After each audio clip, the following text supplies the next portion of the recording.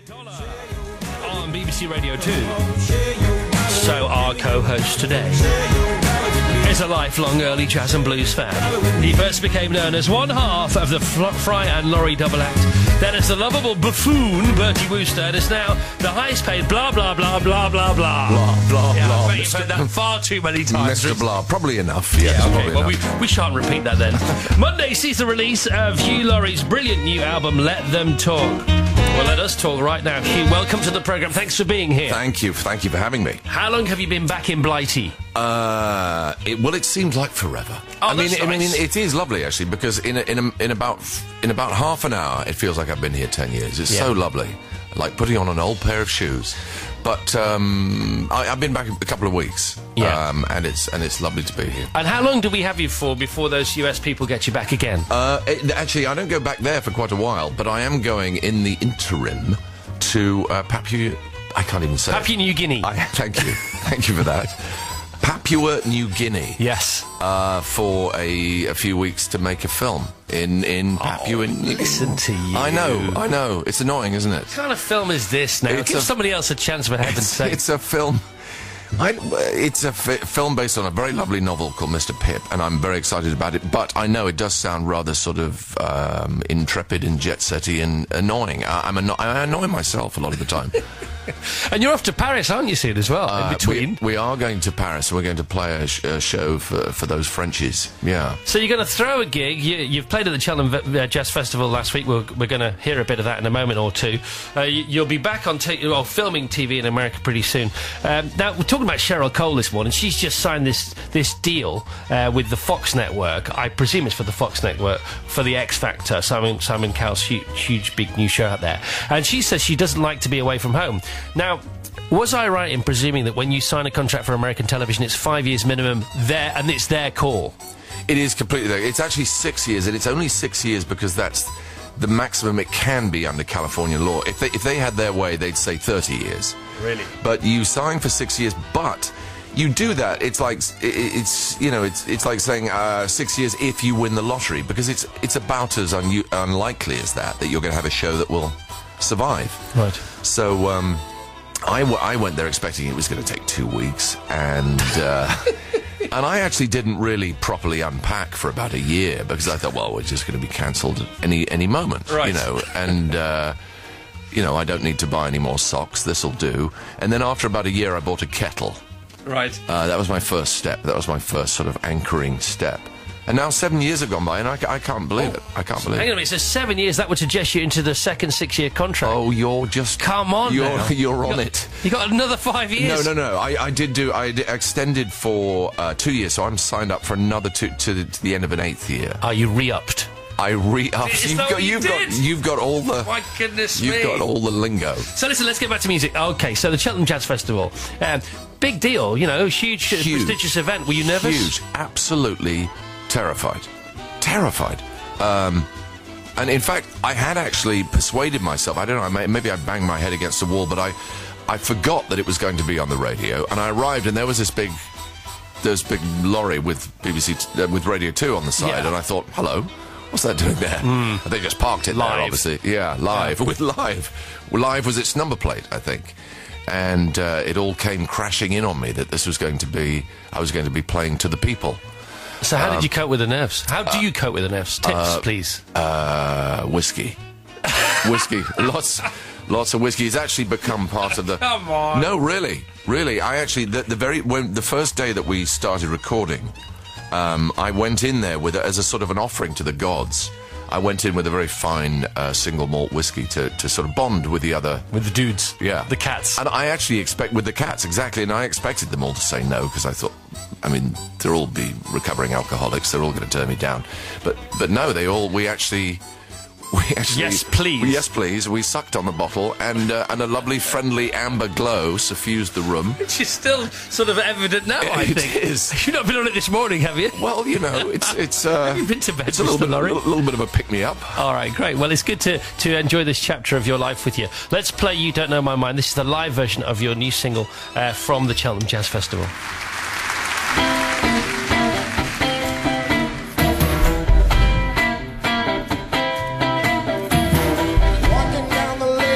with my head hanging low, looking for my mama, but she ain't here no more. Baby, you don't know my mind. When you see me laughing, I'm laughing just to keep from crying. She won't cook my dinner, won't wash my clothes, won't do nothing but watch the road. Baby, you don't know my mind. When you see me laughing, laughing just to keep on crying. My breakfast on the table and my coffee's getting cold. Mama's in the kitchen getting sweet papa told. Baby, you don't know my mind. When you see me laughing, I'm laughing just to keep on crying.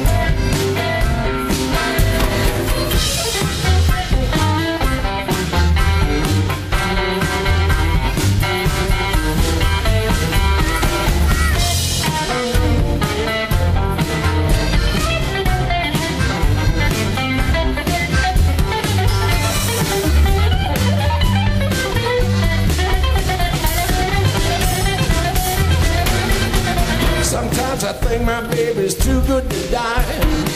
Sometimes I think she should be buried alive. Baby, you don't know my mind. When you see me laughing, I'm laughing just to keep on crying. I wish I had a nickel, I wish I had a dime, I wish I hadn't given myself a bad woman's time. Baby, you don't know my mind. When you see me laughing, laughing just to keep on crying. You made me get mad and you made me get sad. You're going else tougher than you ain't never had. Baby, you don't know my mind. When you see me laughing, laughing just to keep on crying. When you see me laughing, laughing just to keep on crying.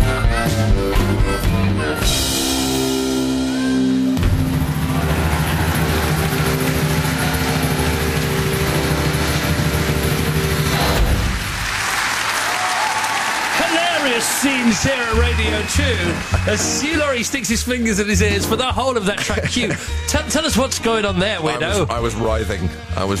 Well, you know, listening to yourself in any or looking at yourself, anything. I find it difficult.